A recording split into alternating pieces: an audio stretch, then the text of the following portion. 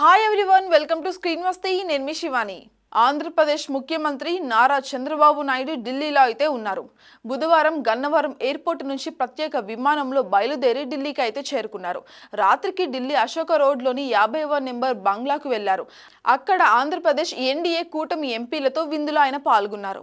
ఇక రాత్రికి హస్తినాలోని బస చేశారు.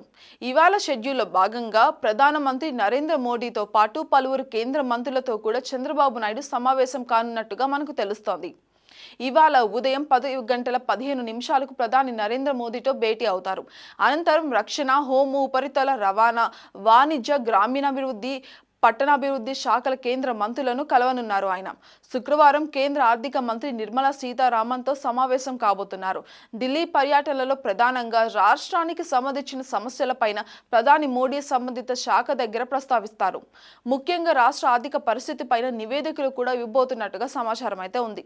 ఇక కేంద్రం త్వరలోనే ప్రవేశపెట్టనున్న బడ్జెట్లో ఆంధ్రప్రదేశ్కు ప్రాతినిధ్యం ఇవ్వాలి, రాష్ట్రానికి ప్రయోజనం జరిగేలాగా కేటాయింపులు కూడా ఉండేలాగా చూడాలని కోరుతున్నట్టుగా మనకు తెలుస్తోంది.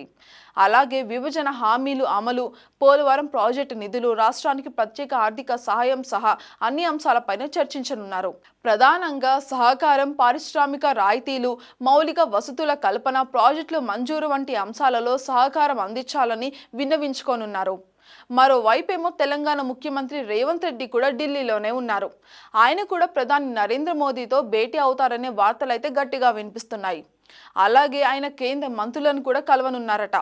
ఇక తెలంగాణకు సంబంధించిన ప్రధాన అంశాలపైన ప్రధాని, ఇతర కేంద్ర మంత్రులతో కూడా చర్చించనున్నారు రేవంత్ రెడ్డి. ఇక విభజనకు సంబంధించిన అంశాలు, కేంద్ర బడ్జెట్లో తెలంగాణకు కూడా కేటాయింపులు ఉండేలాగా చూడాలని కోరే అవకాశం కూడా ఉంది.